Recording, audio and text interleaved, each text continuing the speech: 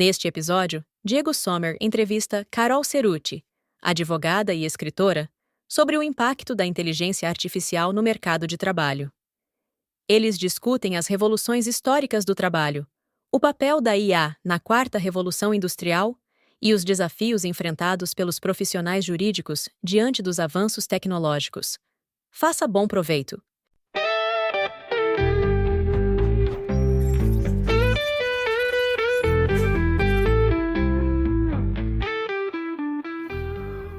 Bom dia, boa tarde, boa noite, princesas e princesas. Está começando mais um IA Todo Dia. E hoje, mais um daqueles episódios que eu adoro, que são para mim os melhores, que é quando a gente recebe as pessoas aqui para falar um pouco das suas histórias, da sua experiência com inteligência artificial. E hoje vou estar recebendo aqui Carol Cerutti, ela que é gaúcha, advogada trabalhista, mestre em Direito e autora do livro Trabalho Humano na Perspectiva da Indústria 4.0. Livro esse que, antes de dar voz para Carol, eu quero dizer aqui que eu li ontem numa pegada só, porque eu queria estar pronto para essa entrevista, e que eu adorei, Carol. Que puta livro bom, cara. Eu sei que foi a tua tese do mestrado, né? A dissertação do mestrado, isso. E aposto que os teus professores que insistiram para te transformar num livro, eu imagino, porque devem ter visto o potencial e quão bom tá aquele trabalho mesmo. É o tipo de trabalho que faz a diferença num país como o nosso aí. Quero te parabenizar, cara. Ó, vou falar de novo o nome do livro, Trabalho Humano na Perspectiva da Indústria 4.0. Acho que é um trabalho legal para qualquer um ler. Seja muito bem-vinda, Carol. Por favor, se apresente, fique à vontade. Diego, muito obrigada pela oportunidade de estar aqui falando de um tema que eu gosto muito e compartilhando conhecimento com os ouvintes desse podcast que é tão relevante, desempenha um papel tão bacana nessa realidade que a gente está vivendo de transição, né? Estamos passando por uma revolução tecnológica e iniciativas como a tua, podcasts como o teu, são meios assim maravilhosos de levar conhecimento de uma forma didática, de uma forma simples, que é acessível a todo mundo. Obrigada pela parabenização do livro. Eu não ia publicar. Ficou engavetado quase 2 anos esse trabalho, Diego. Mas aí, todo dia sai notícia, né? Tal empresa demitiu tantas pessoas, lança uma nova inteligência artificial. E eu pensei, gente, eu preciso compartilhar esse material porque a ideia é realmente essa, assim, compartilhar esse conhecimento com as pessoas para que elas possam se aprofundar ou, ao menos, ter luzes em relação ao tema. Sem dúvida, Carol. Teu trabalho é super importante, cara. Eu que tô terminando meu mestrado agora, já fiz minha dissertação também e fiz uma federal e eu vi alguns trabalhos lá publicados e quanto trabalho ruim e que não serve para nada, cara. De verdade, isso é uma pena, sabe? Não tô dizendo que o meu é maravilhoso e, nossa, vai ser super utilizado, tá? Não é isso. Mas, assim, tem muito trabalho ruim. O teu, cara, realmente é um trabalho assim, que faz a diferença, que tem que ser usado. Fico feliz que tu tenha publicado ele em forma de livro e dado a chance de mais gente alcançar esse conhecimento, porque é um tema muito legal e altamente relevante, né? Basicamente, ele fala sobre conta um pouco, assim, a história do capitalismo. Eu acho que começa falando sobre isso, a Revolução Industrial, as revoluções industriais que a gente teve, né? E a que a gente está vivendo atualmente junto com a inteligência artificial, né? E propõe, de alguma forma, soluções em larga escala, em larga medida, para os possíveis desempregos, e que já está acontecendo, né? Esse desemprego em massa, que a gente já tem há muito tempo no nosso país, porque tu, inclusive, traz no livro os dados muito legais. Agora eu tô até confuso se foi no teu livro que eu li ou se, porque eu lendo teu livro eu olhava alguma coisa, tenho que pesquisar isso aqui, eu ia lá pesquisar, sabe? Uma coisa vai levando a outra, porque eu sou assim, por isso que eu levei um dia inteiro para ler. Nem é tão grande, mas eu levei um dia inteiro porque eu não paro.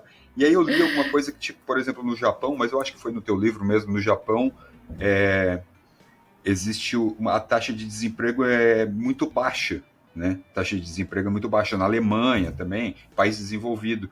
E sendo que no nosso país, sendo que lá tem muito mais robô do que aqui. Então, por exemplo, no Japão tem 300 robôs para cada 10 mil pessoas. E mesmo assim, o desemprego é de 3,0%. No Brasil, é tipo 2 robôs para cada 10 mil pessoas. Tipo assim, é insignificante. E mesmo assim, a gente tem um desemprego em massa. Ou seja, a tecnologia não causa o desemprego, né? Talvez tu pode me ajudar com isso. Desculpa, eu já tô. Exatamente. Ó, já tá ansioso para debater o livro. Eu tô Gosto ansioso. sim, Diego. Quer dizer que o livro foi relevante. E tu falou, ele era um trabalho acadêmico, né? Então imagina, a principal linha de pesquisa do mestrado é o artigo 170 da Constituição, que fala no desenvolvimento econômico e que ele tem que ser fundamentado, né? Fundado no trabalho humano. Então a gente tem que ter o trabalho humano e a valorização do trabalho humano como algo central nesse desenvolvimento econômico. E aí comecei a pesquisar muito sobre o tema e achei que trazer o impacto da tecnologia seria muito relevante nessa linha de pesquisa. E a gente sempre pensa, né? Tecnologia vai substituir, não vai ter emprego, e é um contrassenso, porque aí a gente pega esses números e vê que tanto mais desenvolvido é o país, quanto mais desenvolvido ele é, quanto mais tecnologia ele tem, quanto mais inovação ele tem, melhores são os números dele em relação à taxa de empregabilidade. E aí Exato. Causa uma estranheza quando a gente tem acesso aos dados, né? Quando a gente vê de fato o que acontece. Porque senão fica muito no mundo das ideias, né? Eu acho que a tecnologia vai substituir o emprego. Eu acho que a tecnologia não vai ter ninguém só vai ficar sem trabalhar. Não. A gente para ver os números e ver que, de fato, os países que têm maior quantidade de tecnologia nas suas linhas de produção, nos seus processos, enfim, são os países com maiores taxas de emprego. Cara, e isso foi ótimo ter lido o teu livro, porque eu sempre falo aqui, para quem escuta o podcast há mais tempo, que a IA vai tomar o seu emprego, sabe? Claro que eu não quero assustar ninguém, não é o objetivo, mas o que eu quero dizer é tipo assim, se você não se atualizar, se tu não estiver correndo atrás, em constante desenvolvimento, nunca parar, a IA vai sim tomar o teu emprego, não a IA, o robô, mas assim, né? As tecnologias aí que surgem diariamente.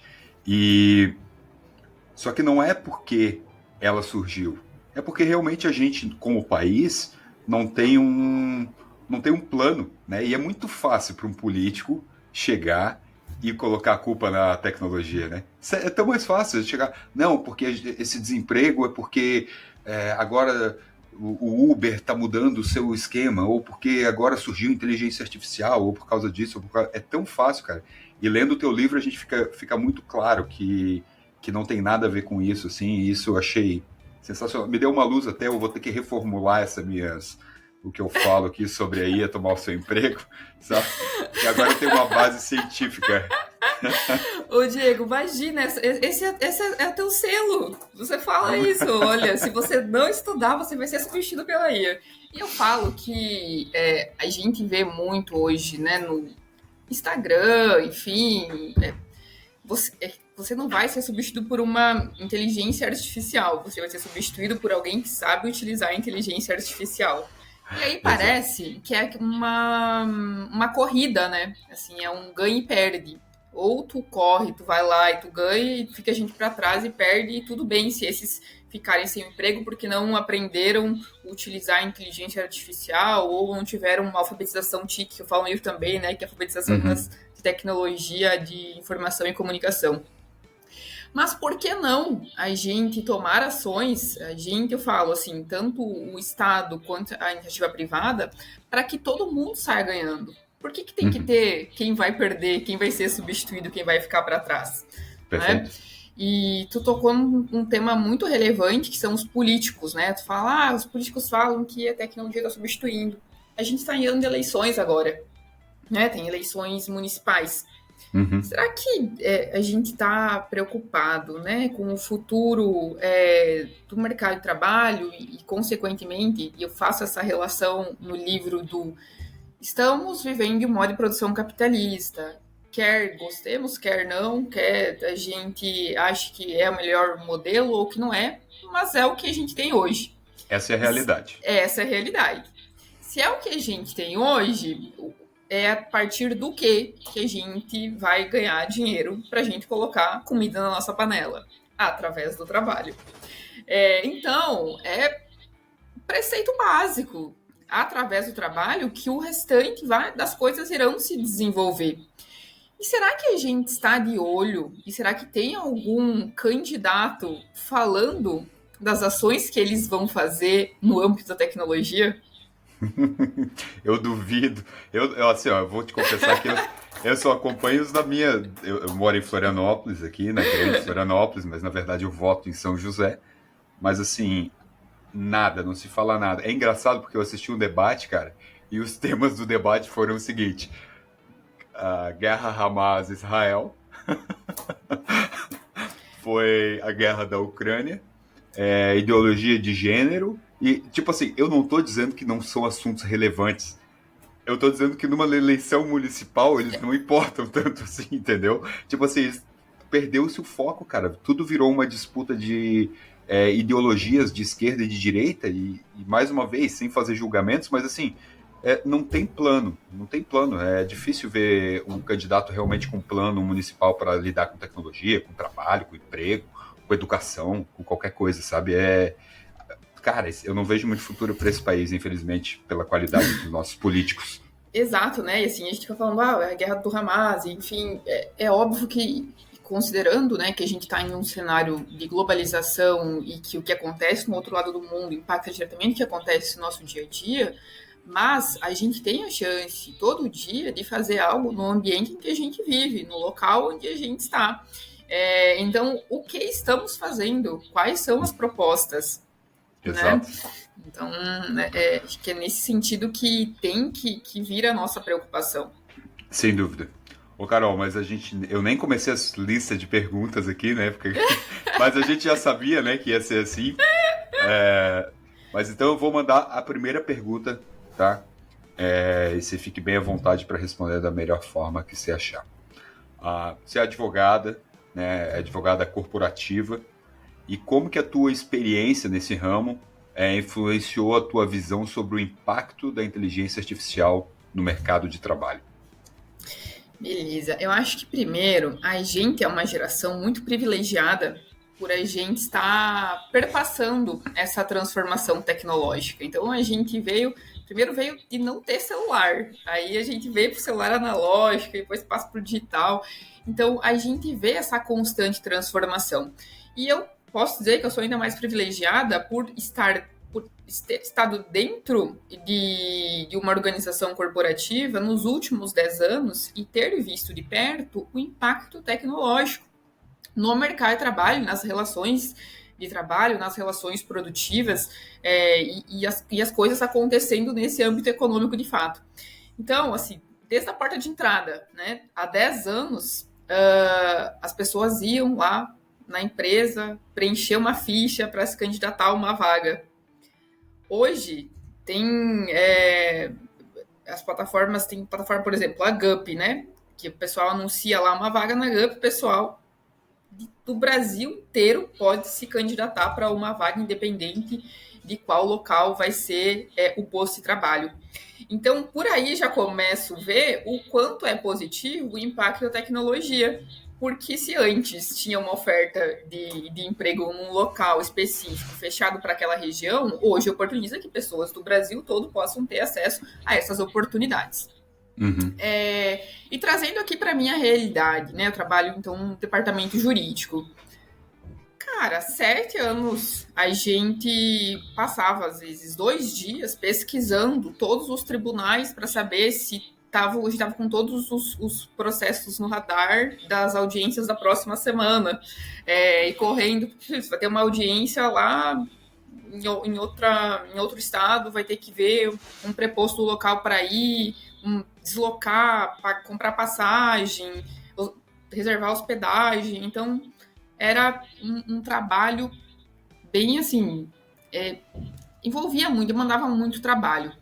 A gente gastava muita energia fazendo um trabalho manual de pesquisa para garantir.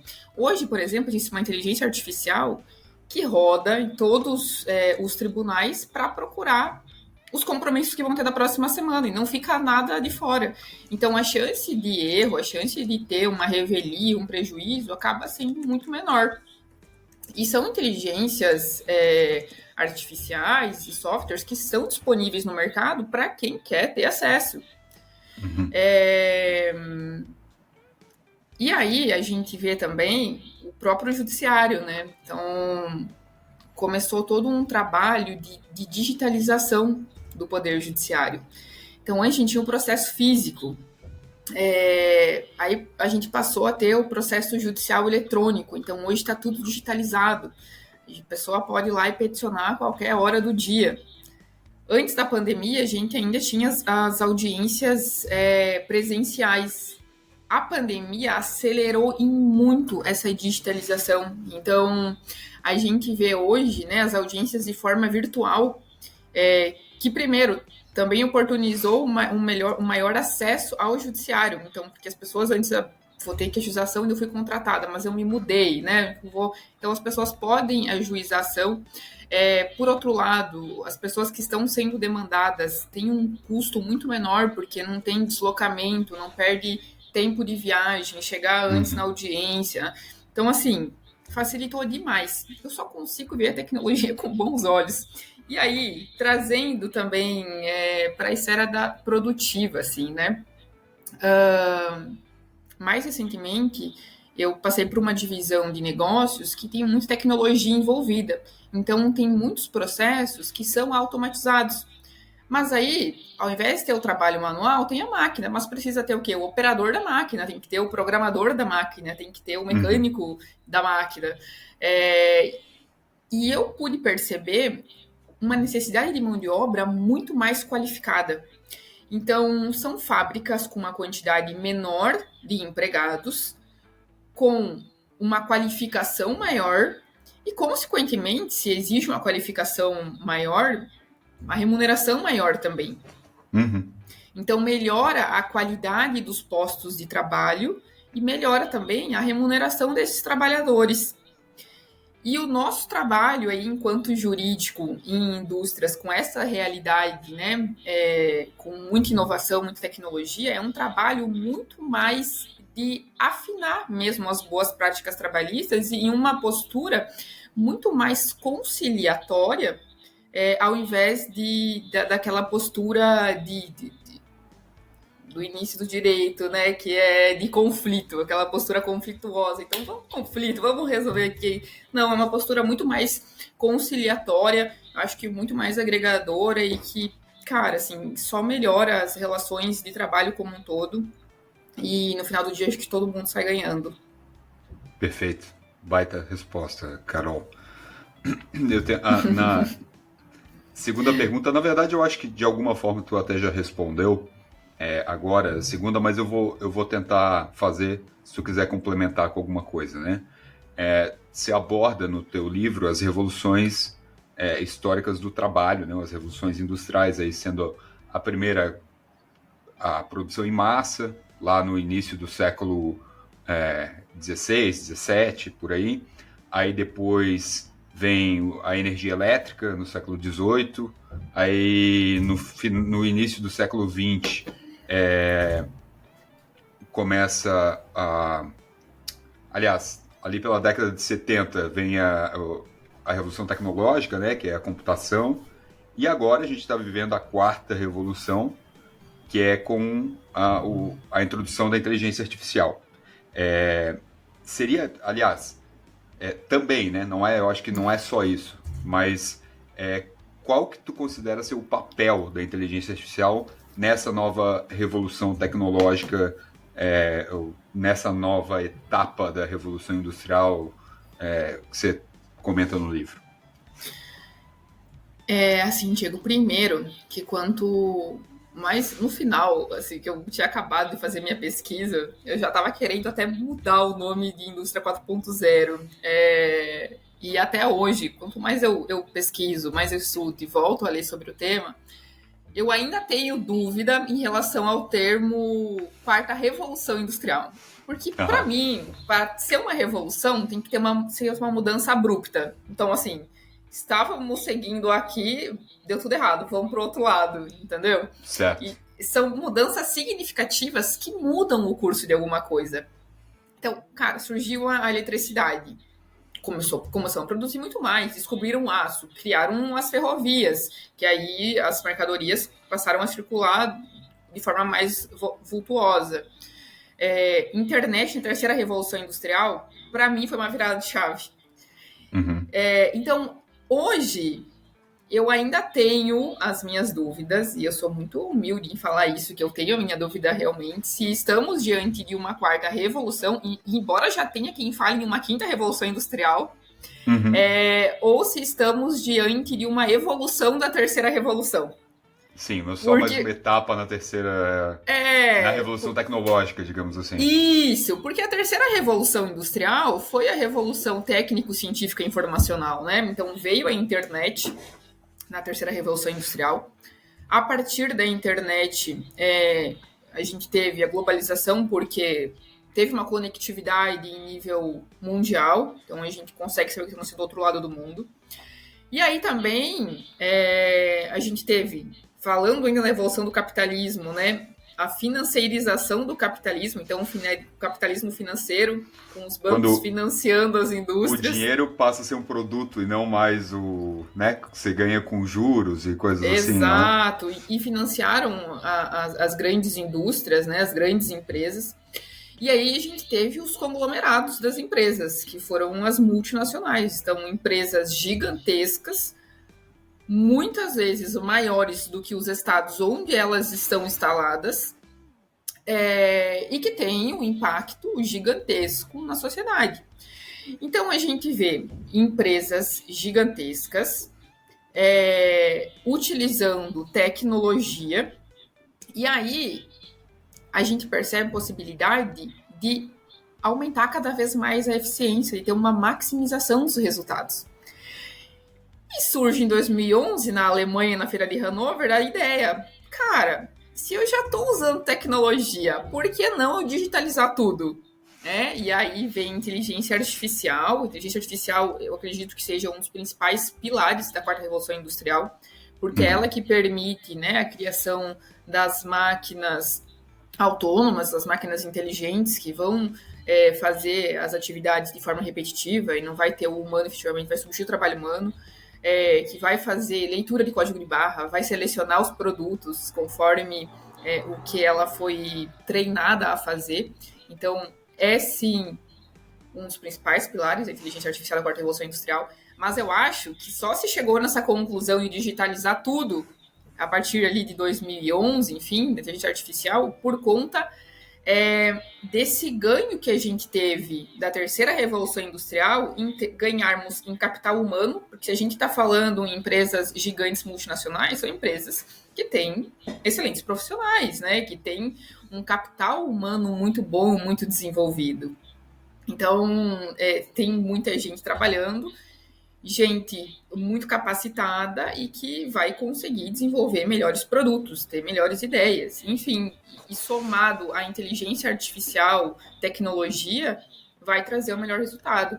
Então, eu acho que sim, a inteligência artificial é um dos principais pilares e acho que é uma constante evolução em relação à terceira revolução industrial. E aí, quando eu falo que eu tenho minhas dúvidas, porque eu penso, não, tudo bem, mas mudou, porque agora, a quarta revolução industrial, a gente tem a digitalização total. Então, assim, tudo tá na mão. Então, virou a chave. É uma evolução até tem quem fale que é a evolução da máquina agora, né? Então, perfeito.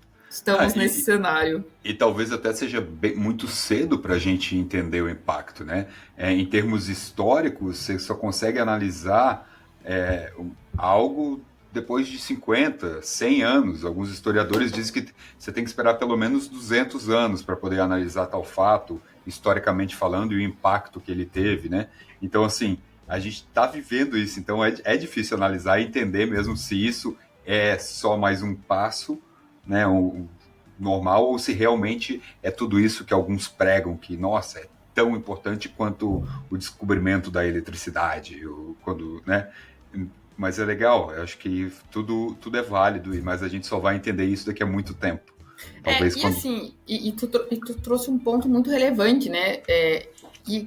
Quando a gente olha as evoluções anteriores, a gente está falando em um período médio aí de 100 anos entre uma e outra.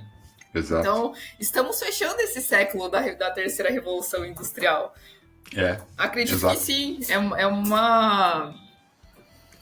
estamos mudando o rumo, né? Acho que a gente vê essa digitalização de fato cada vez maior. E acho que eu definiria a quarta revolução industrial como uma digitalização realmente, né? Dos meios de produção, uma integração cada vez maior aí entre os meios físicos, biológicos e digitais, a partir dessa soma de tecnologias que a gente vem utilizando e tendo a inteligência artificial como um dos principais pilares. Perfeito, Carol. Vou passar para a próxima pergunta aqui.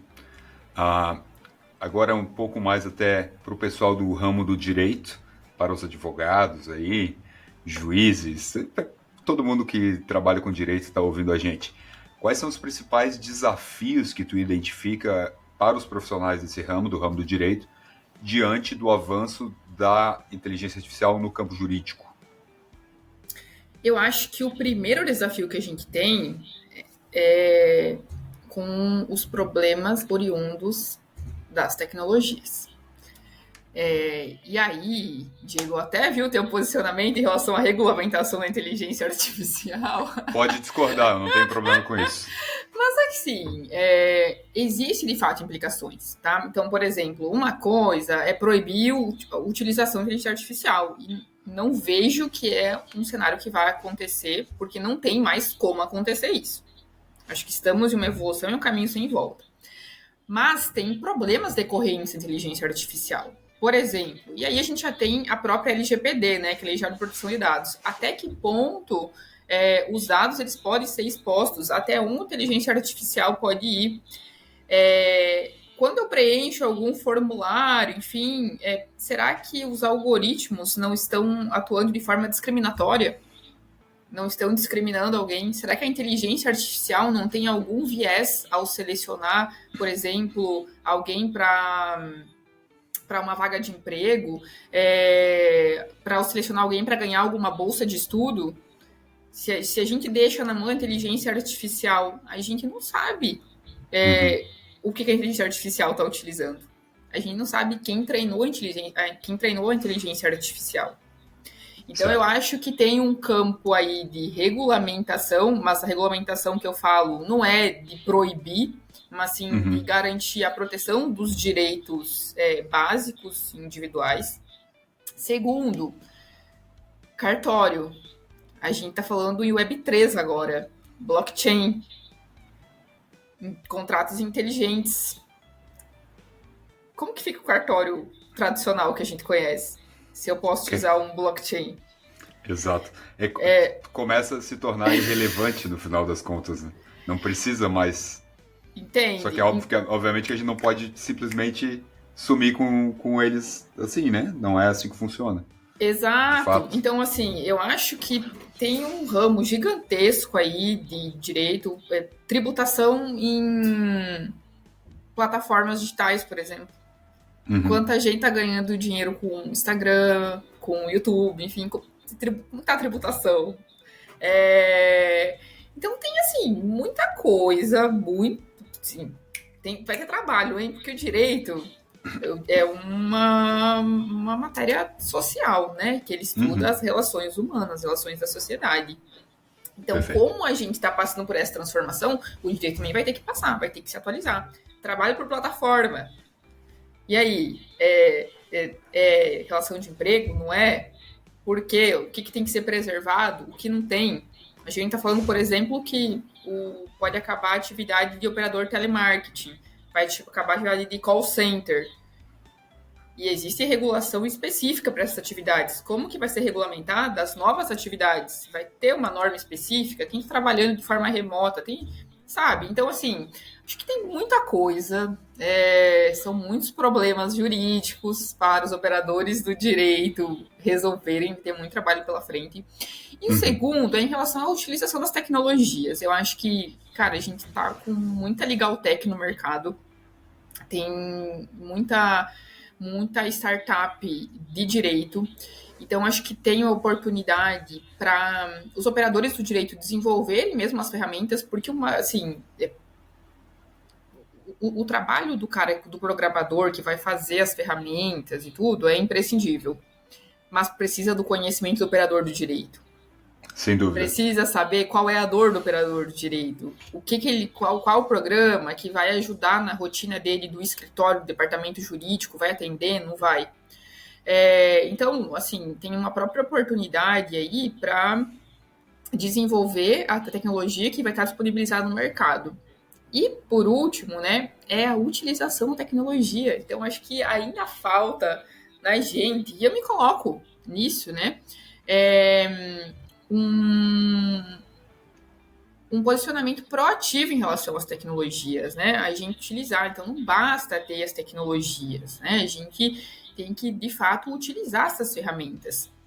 Ir atrás, desenvolver, ver como e aí, a gente fala em jurimetria, né? Através dessa digitalização, a gente consegue ver tendências do judiciário, entender causa raiz.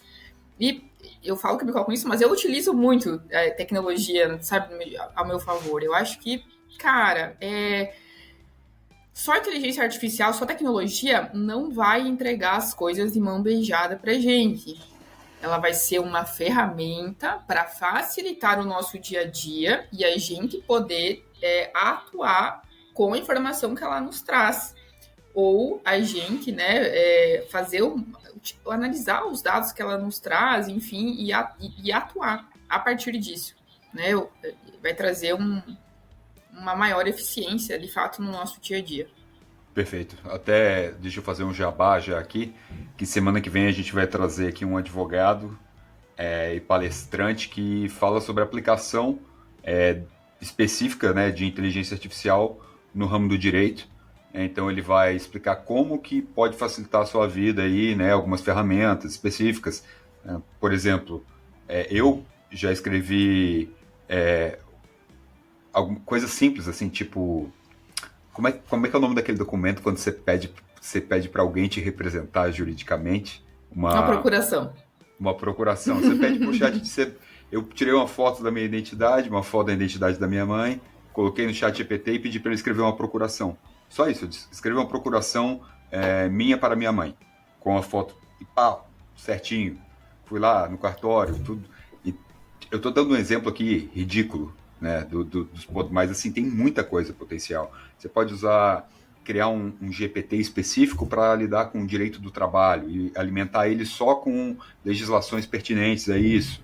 Então ele vai ser tipo um sidekicker ali para ti, né? Tipo tu é o Batman, ele vai ser o teu Robin ali para te dizer tudo que precisa, né? Ajuda pra caramba. Então assim, não só no direito, mas como a gente está falando sobre isso.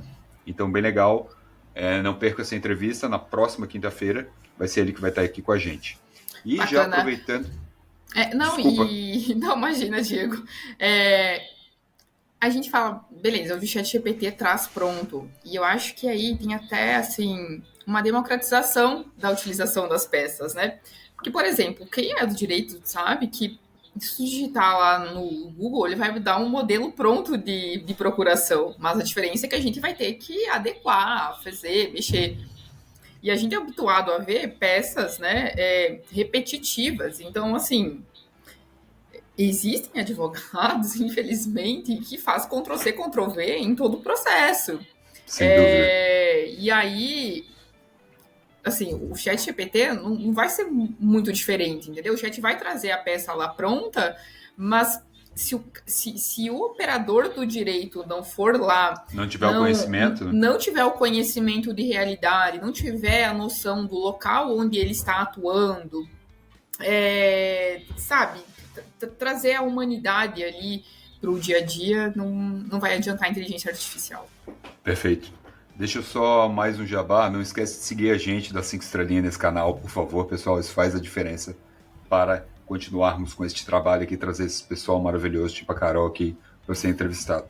E agora, Carol, eu queria só justificar o meu posicionamento ali online no Instagram sobre a regulamentação, que você comentou.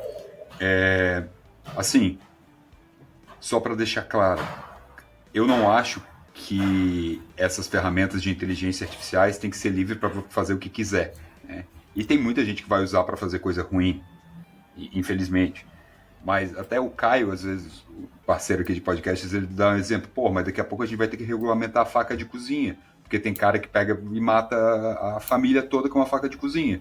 Você tá entendendo? É assim, o meu ponto com a regulamentação é que o nosso país regulamenta muita coisa muito errado, muito, muito ruim.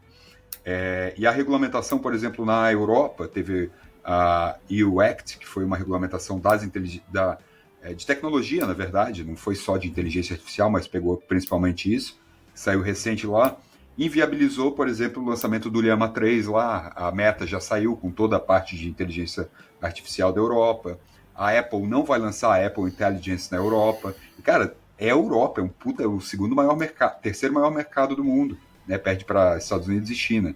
Então, assim, o meu medo, cara, é que o Brasil vai no mesmo caminho e só vai atrapalhar, entendeu? Então a gente vai perder essas ferramentas, a gente vai deixar de receber essas ferramentas por um excesso de regulamentação, porque o nosso país sempre comete um excesso, na minha modesta opinião. E como, assim, eu posso mudar de opinião eventualmente, mas eu olhei a legislação, entendeu? Tem a lei que o projeto de lei é 1678 agora, não lembro, mas enfim, o projeto de lei que trata da regulamentação, que foi o citado pelo ministro do STF lá, cara, é muito ruim, não, porque ele não está regulamentando, ele realmente é uma espécie de censura e vai inviabilizar a utilização e o lançamento de muitas ferramentas aqui, é por isso que eu sou contra, tá? Mas eu acho que isso ainda exige muito debate, tem que trazer gente de fora, tem que trazer especialista, tem que ser discutido. Acho que é possível chegar no meio termo, sabe? Mas do jeito que tá, eu sou contra, porque aquele projeto de lei não me agrada nem um pouco, sabe? Eu acho que ainda vai ter que se debater muito sobre, né? E acho que a gente tem que ter especialista realmente em tecnologia, enfim, assim, ver sem dúvida. Que ponto, sabe? Eu concordo que não dá para inviabilizar, eu acho que é um caminho sem volta, tanto que eu sempre me posiciono de forma favorável em relação à tecnologia. O teu livro mesmo fala isso. Mas assim, eu acho que existem alguns cenários que precisam ser vistos, né, para que daqui a pouco a gente não esteja fechando os olhos para os prejuízos que a tecnologia pode ter, né? Que a inteligência artificial possa ter também. Perfeito. Carol, eu quero ter um trecho do teu livro que eu mandei para ti ontem e que eu quero ler aqui um pouquinho só para depois a gente discutir, tá? Fugindo um pouco do nosso roteiro de perguntas aqui.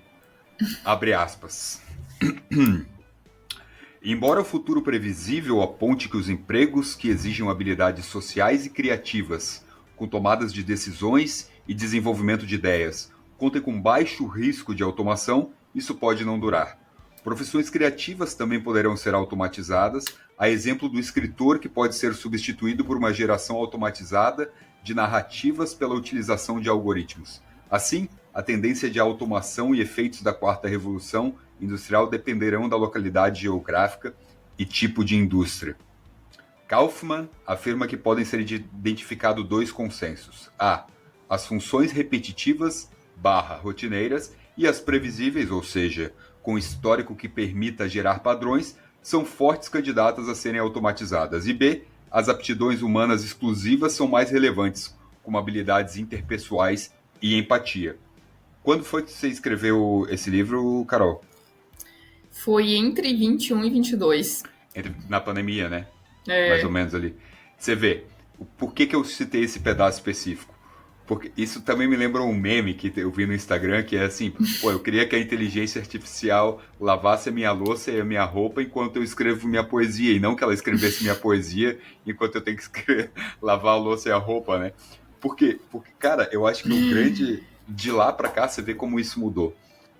Hoje, profissões desse ramo interpessoal que é colocado no livro, como dubladores, escritores, talvez atores, cara, eles têm um risco tão grande de ficarem, entre aspas, obsoletos ou de perderem seu emprego, quanto alguém que está fazendo uma tarefa ali rotineira, fixa, que é sempre a mesma coisa, né? Porque isso, cara, é tão assustador e ao mesmo tempo sensacional, sabe?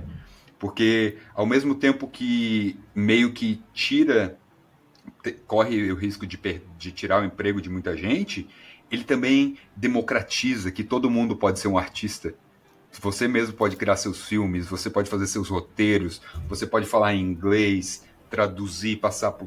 De repente você está falando em japonês num vídeo. Cara, então assim, eu entendo o medo que esses artistas têm e respeito, né, o ramo e tal. Eu acho que tem que ser feito alguma coisa, mas ao mesmo tempo eu fico muito feliz por essa democratização, sabe, da inteligência artificial. E eu queria saber a tua opinião sobre isso. O que você acha? Fugindo do roteiro, desculpa. Não, imagina, a gente até falou ontem, né? A gente falou que em um futuro próximo, né? E aí passaram 2 anos e a gente já tá vivendo isso. Uhum. Outro dia eu tava falando com minha amiga, eu queria voltar a ler poesia, porque faz tempo que eu não leio poesia. Aí eu falei, deixa eu ver o que o chat faz. Eu falei, faz uma poesia com café. Aí ele faz, fica lindo, entendeu? Fica melhor que as minhas, isso eu não tenho dúvida. Sabe? Fica melhor que as minhas. Então, assim, é isso que a gente vê, né? Ele já está havendo uma substituição das atividades denominadas intelectuais. E, inclusive, a inteligência artificial está utilizando, e aí eu acho que também essa questão da regulamentação da inteligência artificial, né? Pegando voz de artistas, enfim, aí tem uma questão de propriedade intelectual, né? Uhum. Quem já, infelizmente, morreu, não está mais entre nós, e aí faz música, né? Grava vídeo, e aí tem aquelas inteligências artificiais que também reproduzem imagem, e até tem umas coisas engraçadas, né? Porque desses grupos de família. Aí você tem os tios que são, assim, engraçados. Tiozão do pavê. Mas que descobrem a inteligência artificial e que acho o máximo. E aí tem aqueles aplicativos que dá, tipo, vida à imagem, que movimenta. Sim. E tudo. Aí fez o quê? Foi lá, pegou as fotos dos nossos avós, bisavós, que, né, já morreram, e passou a inteligência artificial. Mas as tias, os tios, acharam o máximo. Olha só, sabe? Que saudade. Uhum. Então, assim, cara, vira uma coisa sem fim. Acho que fica entre o real e o irreal. E eu deixo de gostar quando... Tô falando, assim, não só de inteligências artificiais, mas quando a gente perde a humanidade, sabe? Uhum. Perfeito. Quando já vai pro artificial mesmo. Então, tem alguns textos que a gente pede para o chat GPT fazer, ou falar, chat, faz um convite para um aniversário, chat, faz um texto para eu publicar no meu Instagram. Quero publicar que eu encontrei minhas amigas e tudo. E aí fica aquela coisa meia quadrada, não fica? Total, não fica legal. Fica aquela coisa meia quadrada. Não, então, eu concordo contigo. Isso aí tira a humanidade do negócio. Tira a humanidade da coisa. Diferente de você fazer assim, por exemplo, eu já contextualizei uma situação, uma discussão que eu tive com a minha namorada, e ela é tcheca, então, assim, às vezes as nossas brigas são feias, porque ela grita em tcheco e eu grito em português, ninguém se entende, entendeu? Então, e eu botei o contexto de todas as mensagens ali e disse assim, eu preciso pedir desculpas. Me ajude a pedir desculpas de uma forma... eu realmente estou arrependido. Então, assim, eu utilizei a ferramenta e ela escreveu uma mensagem, assim, de uma forma legal, que eu gostei, que eu utilizei não total, mas em grande parte. Só que, assim, eu ainda contextualizei, ainda era eu pedindo... Não foi assim, tipo, responde aí pra mim, sabe? Sem porque ele fica sem humanidade, assim. Então, eu tenho um GPT específico para lidar com a minha namorada. Então, ele já tá especialista em tua namorada. ele é muito bom nisso, ele é melhor do que eu. Nosso relacionamento melhorou muito, ela não sabe que ela tá namorando ele. Nós dois, mas... Agora ela tá sabendo, Diego. Não tá, ela não fala. Ela ainda não fala português, então eu acho que... Ela vai descobrir alguma inteligência artificial que vai ficar traduzindo aqui o podcast pra ela, tá? Assim, você acha que ela não tá vendo. Mas assim, é só pra deixar bem claro, não é que todas as conversas vão ali, obviamente que não, mas assim, às vezes, e eu sei, e eu já contei pra ela, né? Então, às vezes, ela faz pra avacalhar mesmo, ela me manda uma puta mensagem romântica, bonitona, e aí, assinado ChatGPT, sabe? Tipo assim, ela pede pro ChatGPT. Então, assim, já virou uma piada interna entre a gente. Entendi. Mas então, Diego, mas tu vê, eu acredito que sim, cara, todo mundo pode virar escritor, né? Poeta, músico, mas a pessoa precisa virar. Não é o ChatGPT sozinho que vai fazer. Entende? Ótimo. Tem alguém alimentando. Concordo. Então, assim... ele já está substituindo atividades intelectuais, mas, apesar disso, ainda precisa da interferência humana. Vai chegar o momento em que a própria inteligência artificial, né, vai programar por inteligência artificial? Pode ser que chegue, mas não vejo isso em um cenário de curto, médio prazo, sabe? Não consigo visualizar. Eu acho que ainda precisa ter o ser humano como ponto central, como ponto focal nessa relação. Eu acho que é uma relação de troca com a inteligência artificial. Até ontem saiu uma notícia, o Elon Musk está pagando o pessoal para treinar a inteligência artificial dele. Não sei se tu viu. Eu vi, sim. Sabe? Então, assim, ainda precisa pra dar mais humanidade, né? Exato. Precisa. E é tudo aquilo que tu falou, né? Antes até, cara, fazendo uma correlação sobre o viés que a inteligência pode ter, né? A gente não pode esquecer que ela ainda foi criada por humanos, né? Então, ela é passível de vieses, de preconceitos, de erros, né? Então, a gente não pode esquecer disso. Apesar de ser chamada inteligência, às vezes ela é bastante burra e ignorante. Exato. Então, tem que tomar muito cuidado com isso. E uma coisa é quando a gente está, por exemplo, diante de empresas que são responsáveis, que têm credibilidade, e a gente confia no que eles vão estar, do que vai estar fazendo. Mas outra coisa é a gente, quando cai na mão de gente que não está bem intencionada. Aí a gente não tem controle, entendeu? Sim, total. Beleza, vamos voltar pro nosso roteiro aqui, senão a gente vai ficar 8 horas falando aqui. Eu só tô na terceira pergunta ainda. Diego, eu te falei que essa conversa ia longe. Não, mas não tem problema, qualquer coisa a gente continua outro dia. Não vamos, tá bom. Não vamos nos apressar, pode ficar tranquilo. Então, próxima pergunta aqui, Carol. Como você vê a necessidade de adaptação dos profissionais às novas competências exigidas pela indústria 4.0? Cara, eu acho que assim, ao menos que a humanidade acabe, que eu acho, e aí já é um outro papo, mas eu acho que o planeta não acaba, ele pode resetar, entendeu? Pode acabar com a gente, meio ambiente, tudo, mas o planeta não vai acabar. Concordo. Ao menos que a humanidade acabe, tecnologia não vai dar um passo para trás. Tecnologia é daqui para frente. Então, eu acredito de verdade que não existe outra alternativa que não a adaptação. A adaptação a essa nova realidade é a única alternativa possível. E aí, para a adaptação, eu acredito que seja, né, de fato, esse conhecimento das tecnologias, então, se atualizar das tecnologias. E aí, quando eu falo sobre esse tema, às vezes com crianças, enfim, né, com gente mais nova, eu dou exemplo. Então, imaginem o cara que está trabalhando numa fábrica de sapato, e aí ele vê que o dono lá da fábrica de sapato vai automatizar a linha inteira de produção. Ele fica triste, enfim, se lamenta, foi desligado. Mas aí o colega dele, percebendo esse movimento, correu no Senai da cidade e fez um curso de operador de máquina. Fez um curso de informática. E quando a linha foi automatizada, esse colega que fez o curso de informática, fez o curso de operador de máquina, continuou trabalhando, porque ele sabia como trabalhar nessa nova realidade. Mas a gente está falando de uma empresa pequenininha que produz calçados. Claro. Mas agora imagine, a gente está falando de multinacionais que são maiores, às vezes, do que a economia do local onde elas estão instaladas. Imagine uma empresa multinacional, né, que oferece plataforma de qualificação para os seus trabalhadores. Que o cara pode acessar a plataforma e fazer um curso de dicção oratória.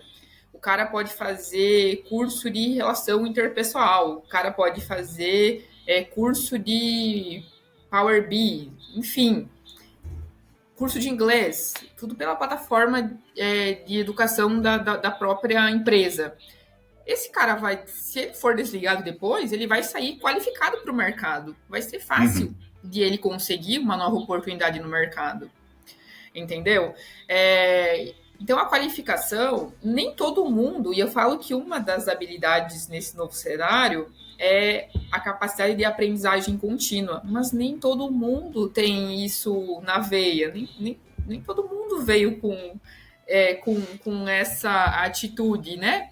Então, por vezes, vai sim depender ali do empurrãozinho da empresa, do empurrãozinho do Estado, né? Às vezes, do grupo do bairro, que vai trazer lá alguém para falar nas reuniões do bairro sobre inteligência artificial. Com certeza. Sabe? Então, eu acho que a qualificação, a adaptação a essa realidade é algo primordial. E a gente fica falando do ambiente de trabalho, mas às vezes nossos próprios pais, assim, o meu pai foi abrir, ter conta do banco no celular faz 2 anos, e foi um trabalho para a gente ensinar ele a ter, entendeu? Porque ele não sabia, por exemplo, mexer no computador. E aí o próprio celular é uma forma de democratizar o acesso aos meios digitais. Todo mundo tem hoje celular. Exato. Hoje. E até uma curiosidade, né? A gente fala dessa nova geração que tá vindo. A nova geração não sabe fazer uma planilha de Excel, não sabe digitar em Word, porque é só celular, não é computador. E é até um contrassenso.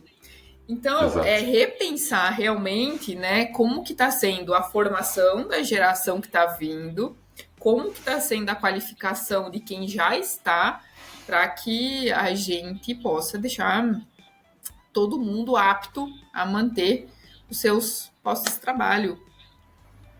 Perfeito, Carol. Imagina se a gente tivesse um governo que realmente se preocupasse com as pessoas e oferecesse isso, não é? E eu não estou falando esse governo, tá? Só para deixar bem claro, não é? Não, com certeza. Nenhum nunca fez isso, né? E sabe que Diego, assim, tu fala essa coisa, essa bipolaridade, né? Esquerda, direita, mas quando a gente para pensar, gente, assim, não tem que ser pensado, sabe, no governo que é transitório, né?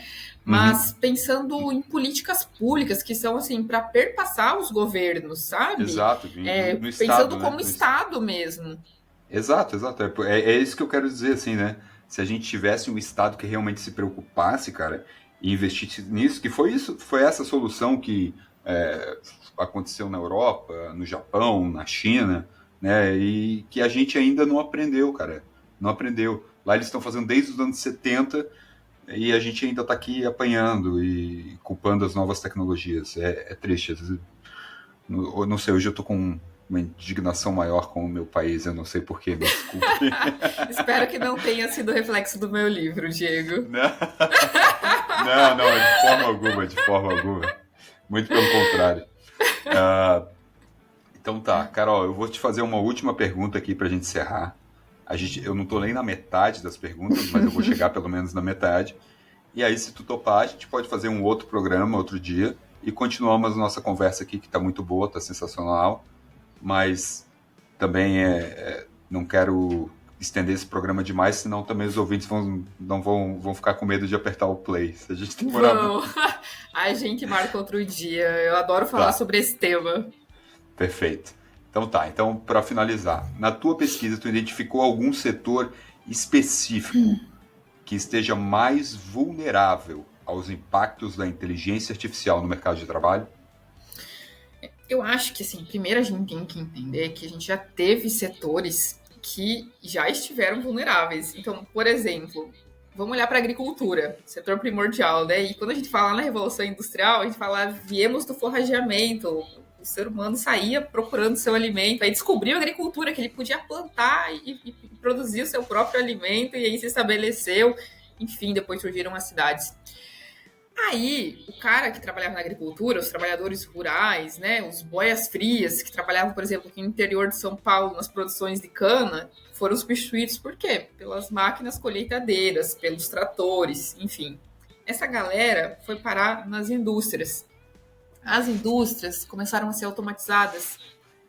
Essa pessoa as pessoas foram para onde? Para área de serviço, né? Mercado, loja, enfim, atendente de caixa, atendente de loja, operador de telemarketing.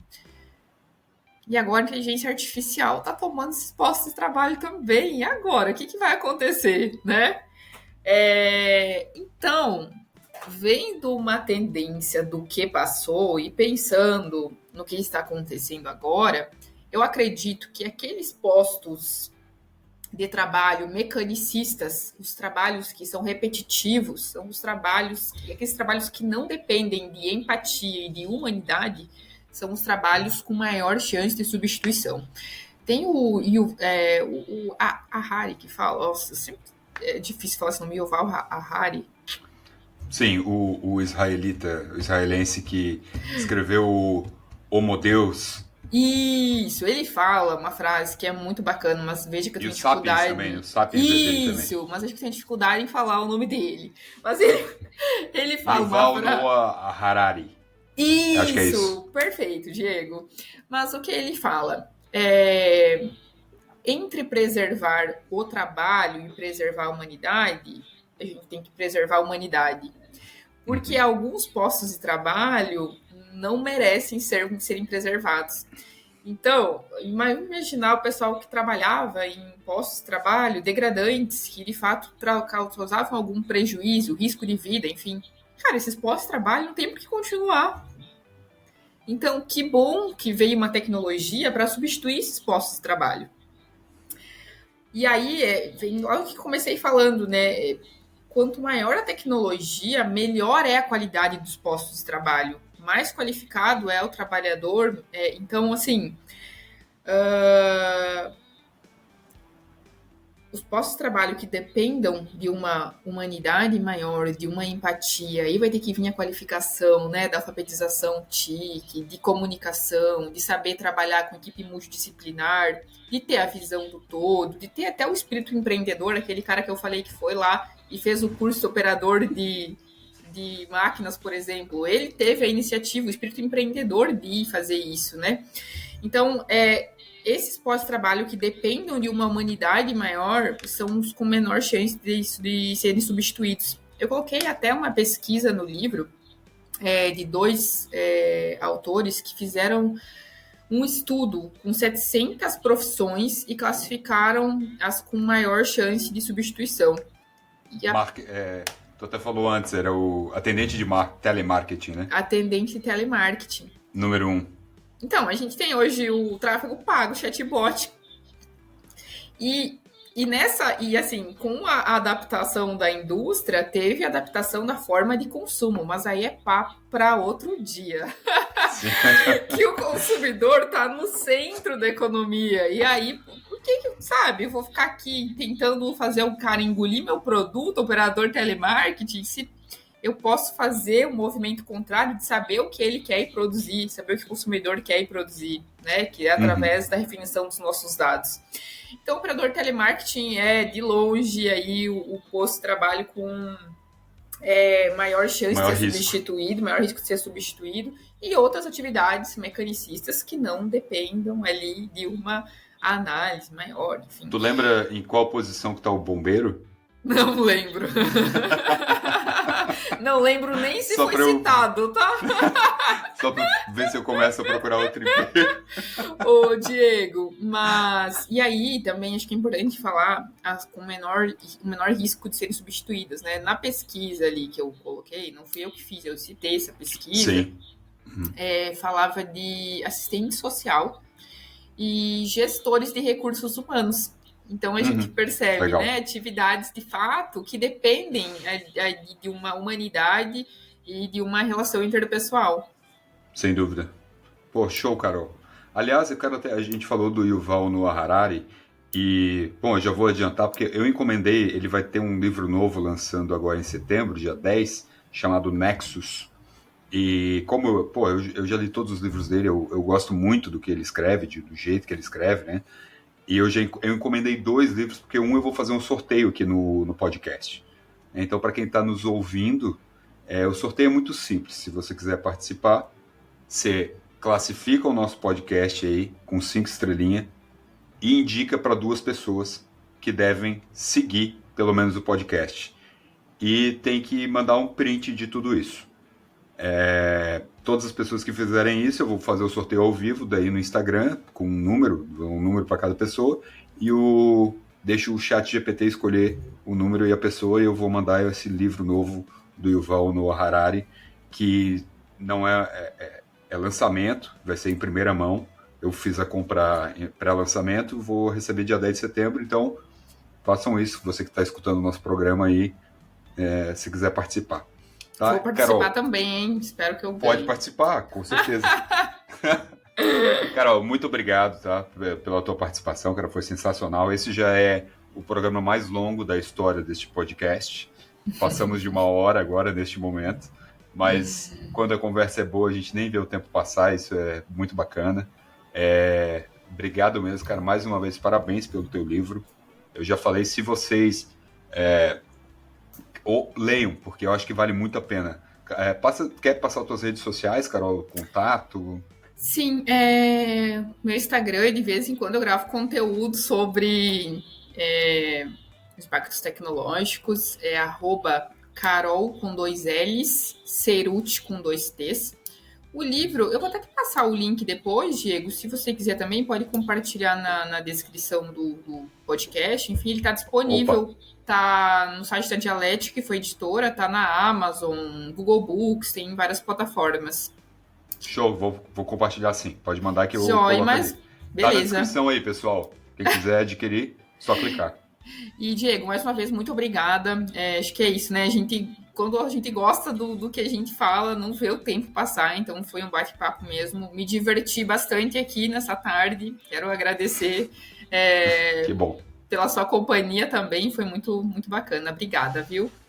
Eu que agradeço. Valeu, pessoal. Um beijo e até a próxima.